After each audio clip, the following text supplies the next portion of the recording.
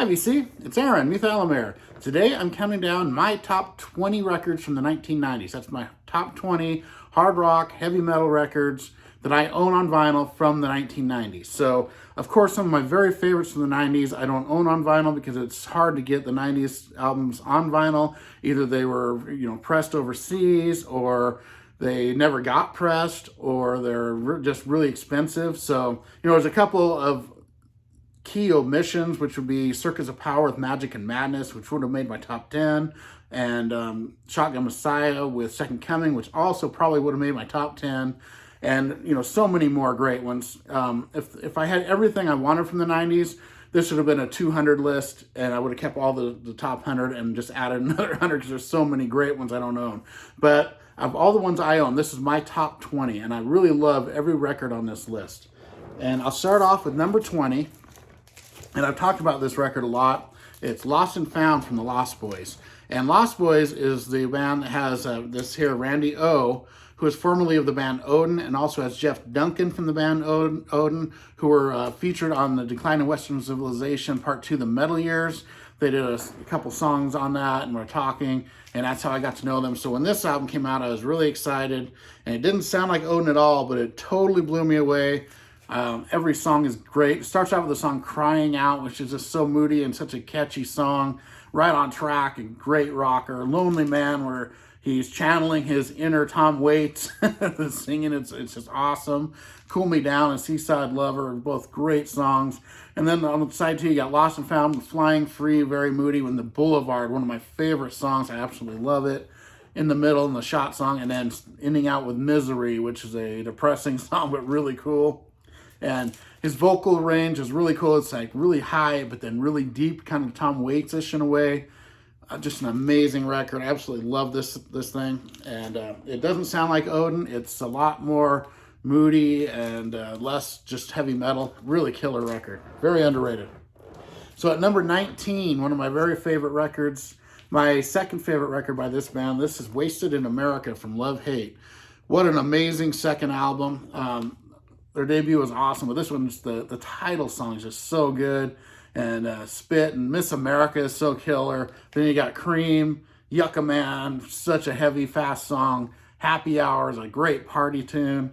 Tranquilizer, Time's Up, Don't Fuck With Me, that great ballad that's anti-prejudice. I love that song. Don't Be Afraid. Social Sidewinder, and ends with maybe the best song on the album, one of the top ones anyway, Evil Twin. It wasn't me, it must have been my evil twin. Absolutely love this record. Love Hate, one of the most underrated bands ever. Absolutely love them. At number 18, I've got an all-time great thrash album here. This is Countdown to Extinction from Megadeth. And man, when this album came out, I spun it so much. I was on cassette, but I was still spinning it. But I mean, man, it starts off with Skin of My Teeth, just an awesome starting song. Then you got the huge hit, Symphony of Destruction. And when that song came out, there was nothing quite like that song. Just the power and the catchiness of that song, so cool. And Architecture of Aggression, I love that one. Foreclosure of a Dream, which is about, I think, David Ellison's family and losing their farm, which is it's an awesome song. Sweating Bullets is killer. This Is My Life. Man, the song Countdown to Extinction, that is so cool. I love that song. High Speed Dirt, really killer. Every song's good, and it finally ends with Ashes in Your Mouth, which is a thrasher piece of a song. What an awesome album. Megadeth at number 18. At number 17, my favorite album by this artist. This is How the Gods Kill from Danzig. And man, this album, I played it to death when it was out, and this came out right around the same time as the Widowmaker record from Dee Snider, and I played both of them like back and forth, and just in this cover, I mean, that is just a crazy, crazy cover there. And it starts off, of course, with Godless, which is really cool, and then Anything, I love that song. Bodies is great. It's a little different for Danzig. The song How the Gods Kill, one of my all-time favorites. Love that song. Dirty Black Summer, I still hear that occasionally on like Sirius XM. Killer song. Left Hand Black, wow. Heart of the Devil, what an amazing album. Sistinas, one of my favorite songs. That's a mellower one, really cool. Do You Wear the Black? And When the Dying Calls. My absolutely favorite Danzig album. It's a masterpiece. Absolutely love it. Just barely beat out Danzig 2 Lucifuge, because I think those two, hand in hand, are two of the greatest albums of the 90s. Amazing, both of them. At number 16, I've got my favorite EP of all time. And it's only got 5 songs, and I like it that much. And this is Sap from Allison Chains. This is their second release after Facelift, and I was so huge into Facelift. This came out, and I put it on. I got it the day it came out. I put it on, and I was like, whoa, what is this? So I was used to them being all heavy and the grunge, and it's all acoustic, and it would just totally blew me away. Starting with Brother, and you have M. Wilson doing those killer background vocals in Brother. It's so cool. And then Got Me Wrong, and Right Turn. Oh man, Am I Inside? And then the really weird love song where they all switch instruments. So Lane Staley's playing the drums, and Sean Kinney's doing the weird vocals, and you got Mike Starr doing the guitar, and Jerry Cantrell doing bass. A really weird song, but guest vocals from Chris Cornell on here, which are amazing. My favorite EP ever. I absolutely love it. One of my favorite acoustic albums. Maybe my favorite ever, even though it's an EP. Love that album so much. Okay, at number 15, I was just talking about these guys. Blackout and the Red Room from Love Hate. I love it. I like it just slightly better than Wasted in America. Both classics. And this album blew me away. Of course, I bought this album, I was getting into it, and then I went to see Dio on the Lock Up the Wolves tour, and they opened up, and they just killed it. They were so great. Start out with Blackout in the Red Room, which is a killer song. Rock Queen, one of my favorites. Tumbleweed, Why Do You Think They Call It Dope? Of course, that video, man, that was really cool. Fuel to Run, I love that song. One more round. What a great party album. And then it goes into She's an Angel. Man, that song about Mama takes the strings off your bass so you won't hang yourself. I love that song. Mary Jane, Straight Jacket. Slutsy Tipsy was always my favorite when I was young. I love that one. Slave Girl, then Hell California, Population 4. That's why I drink Budweiser, because of that song. Love this album. It's so good. If you don't know Love Hate, check out those 2 albums. They're absolute classics, both of them. Okay, at number 14. And wow, when this came out, very unique, nothing like it. White Zombie, Los Exorcisto, Devil Music Volume 1. Still my favorite thing Rob Zombie's ever done. I absolutely love this record, and it was so unique when it came out, mixing all the weird horror elements into it and little clips of talking. No one had really done a lot like that, and this, with the music being so cool mixed with it, it's almost like a funkadelic, heavy metal, crazy album. Welcome, Psychoholic Slag, Knuckle Dust, or Thunder Kiss 65. I still think that's like one of my very favorite songs ever. Black Sunshine with Iggy Pop doing vocals on is so cool, doing the spoken word part.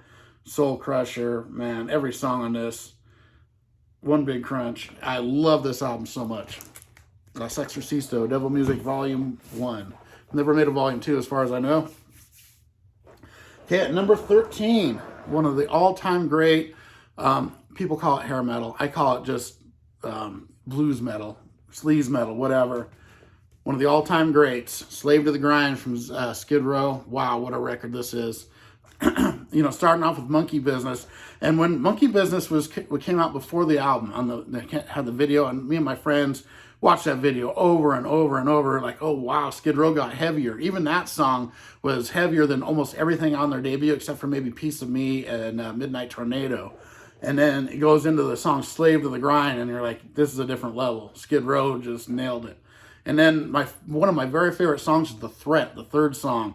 Such a killer, heavy song with great lyrics. And then Quicksand Jesus, that amazing song. Psycho Love, and then 2 different versions of songs on there. Living on a Chain Gang Creep Show. In a Darkened Room is my favorite ballad they ever did. Well, my second favorite. I love In a Darkened Room. I think it's so good. Way better than I Remember You. Riot Act, Mud Kicker. And in Wasted Time, another song, just a haunting ballad about drug addiction. It's so good. And this album, I still love it to this day, and I never get sick of it. Just an absolute masterpiece of a record there. At number 12, the only full-length album by this band, and wow, what could have been? Mother Love Bone with Apple. And Andrew Wood, such a great front man. And this, of course, had Stone Gossard and Jeff Ament, who went on to form Pearl Jam after he died. But this album, I like head and shoulders above any Pearl Jam record. It's not even close to me. Starting with This Is Shangri-La, where he kind of foretells his own death in that song, which is really haunting. And then Stardog Champion, Holy Roller, Bone China, and Come Bite the Apple. What a great first side. On the second side, you got Heartshine, Stargazer, Captain High Top, Man of Golden Words, which contains the lyrics, I've been living in the Temple of the Dog, which for the tribute album, that's where they got the name from. Capricorn Sister, and an ending with Crown of Thorns, one of the best songs ever made. I love Crown of Thorns so much. What a killer record. I absolutely love this record. Apple at number 12. Number 11, we've got Welcome to Sky Valley from Caius. And this album is a masterpiece, very unique record. Caius, just experimental, great progressive stoner metal, rock, whatever you want to call it.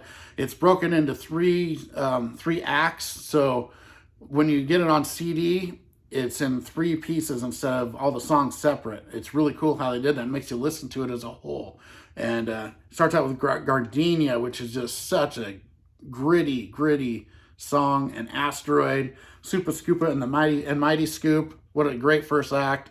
And then Act 2 has 100 Degrees, which is so killer. And then the mellow Space Cadet with the killer lyrics and the spacey music. And then ending with Demon Cleaner, which is an all-time classic Caius song. And then Act 3, you have Odyssey, Conan Troutman, N.O., and Whitewater. What a fantastic album. If you don't know this album, check it out. It's amazing. And the thing about that album, the more you listen to it, the better it gets. I mean, it grabs you right away. Keep listening to it. Keep listening to it. Pretty soon, it sticks in your head like peanut butter on the brain, as Allison Chains would say. So now we're starting the top 10. These are my 10 favorite albums of the 90s. And now, if you think about it, I did 100 albums on this. So if you average it out, that's only 10 albums per year. So top 10, you're talking about less, 1 album per year, but I think there's like 4 or 5 from 1 year on this. So it's just an amazing top 10. Any of these could be number 1, but number 10, I got Act 3 from Death Angel. Absolutely phenomenal thrash album with a little bit of a mellower side too, because they do a little bit of acoustic mixed in, which is really cool, and they do it super well. And starting with Seemingly Endless Time, one of my favorite thrash songs ever, and going into Stop, and then the Veil of Deception, which is such a haunting, slower song they do. And when that came out, no one was expecting Death Angel to do a song like Veil of Deception, because they were just heavy thrash. They put that out, and it's just like, oh, wow, Mark Osegueda's vocals are awesome on it. It's amazing all the way through. Then you got The Organization, which is a killer song. And then after Death Angel, after they put this album out, they got in a tour bus accident, and they got really messed up. A couple of the members got injured really badly, and so they disbanded. And then the rest of the band, without Mark Osegueda, the singer, formed the band The Organization, with Rob Cavastani taking over on vocals. They did 2 albums that were both really good.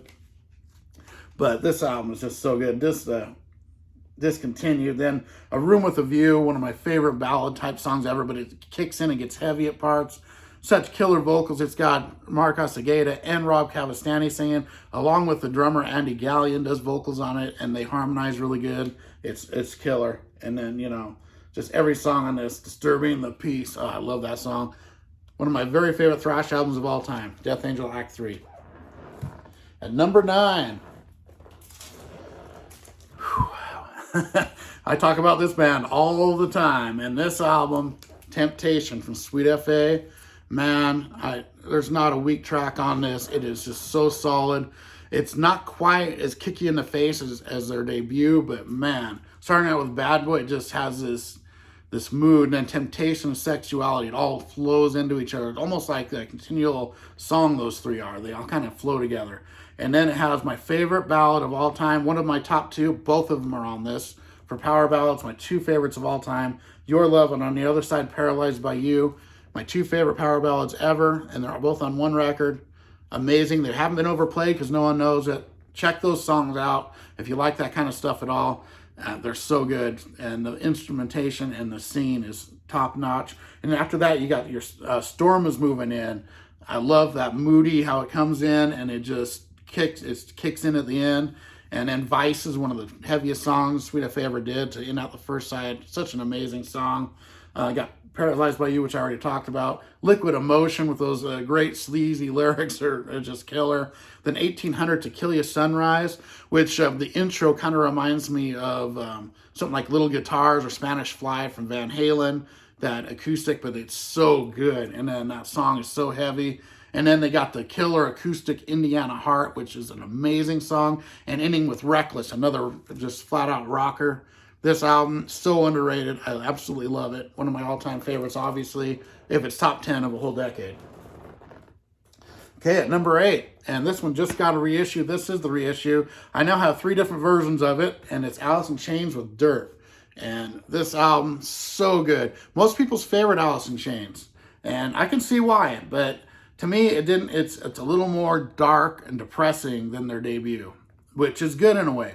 But starting out with Them Bones and Damn That River, Rain When I Die, all great songs. And then, Down in a Hole, that song is so haunting and creepy and good. Sick Man, Rooster, of course, a lot of people's favorite Allison Chains song.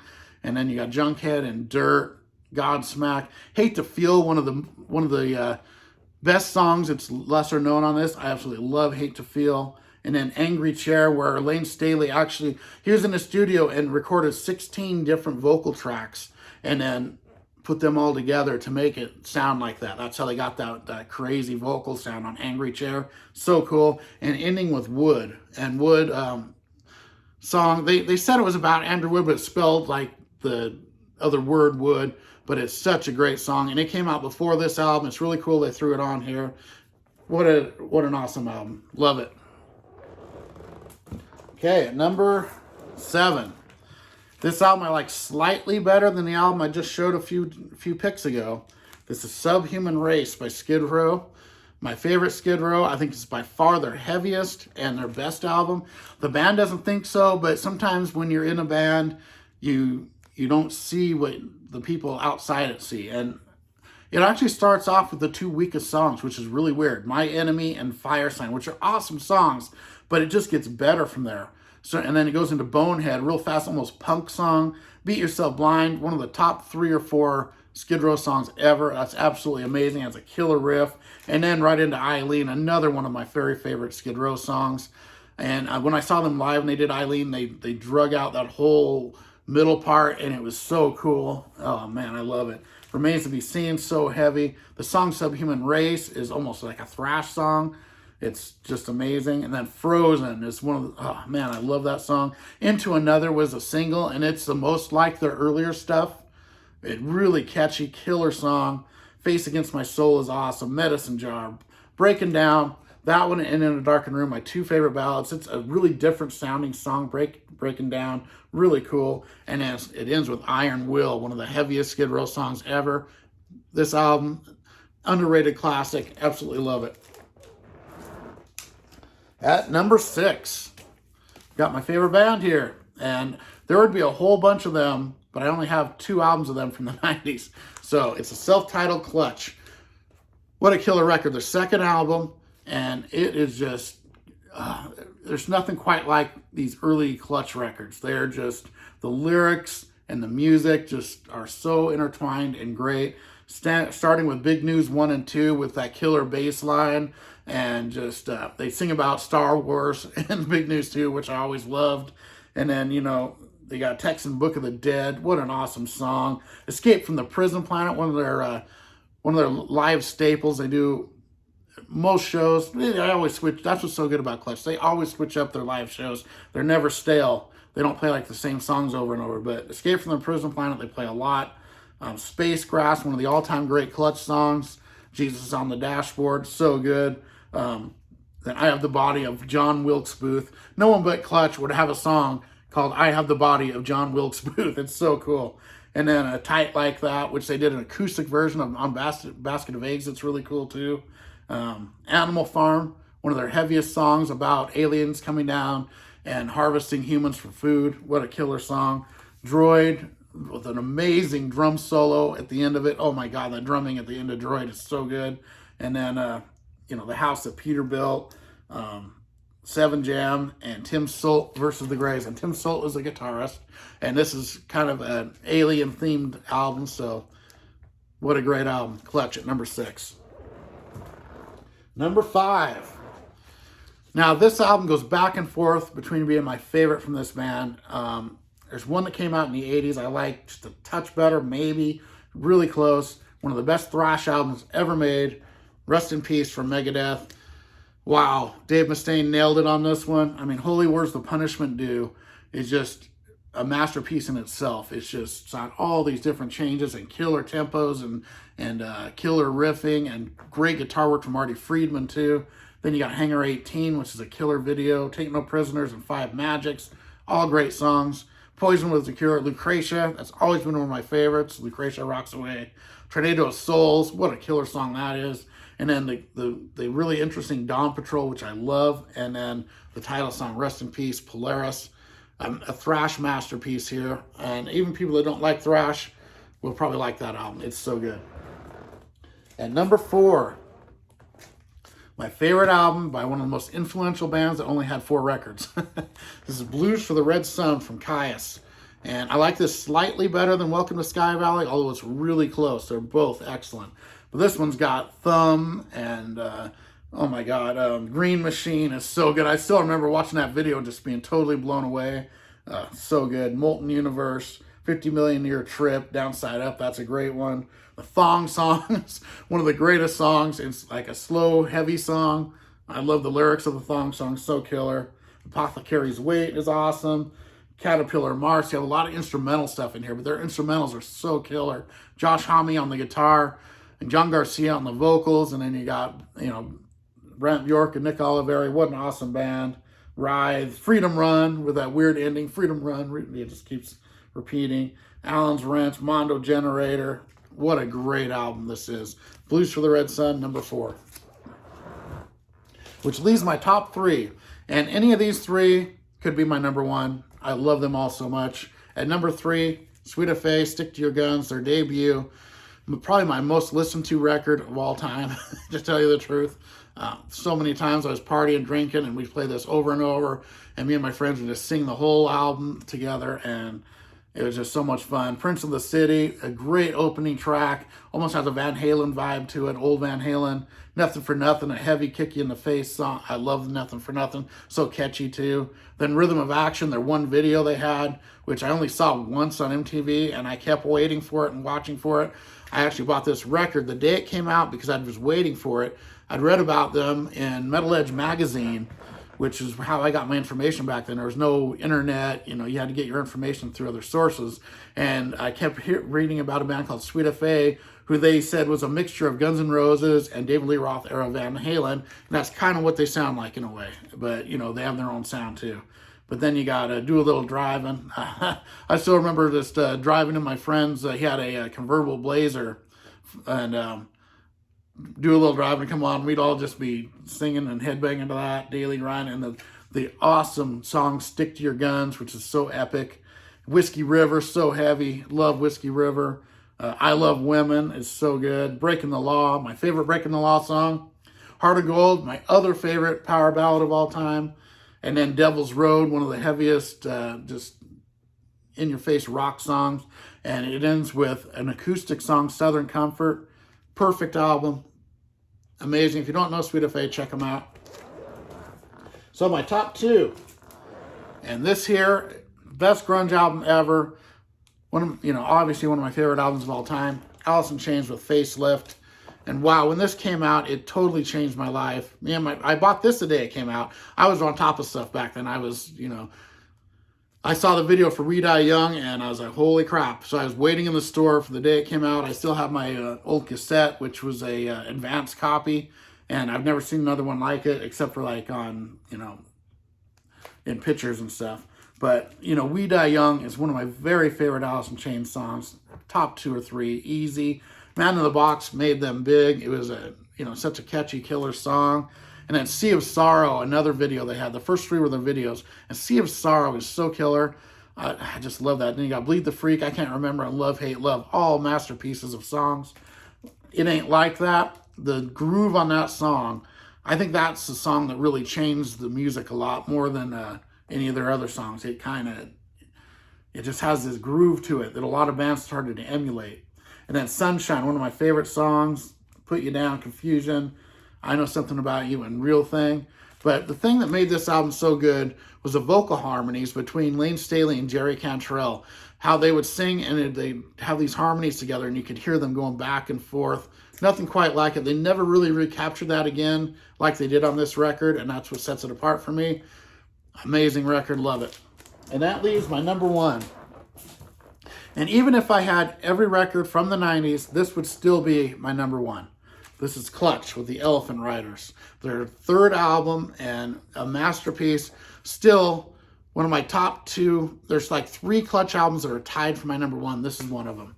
And the Elephant Riders, that song just has this, it just gets you in this mood. It's all about a fictional Civil War battle. And it's really cool, like an alternate universe Civil War battle. Really cool. Ship of Gold's amazing. 8 Times Over Miss October.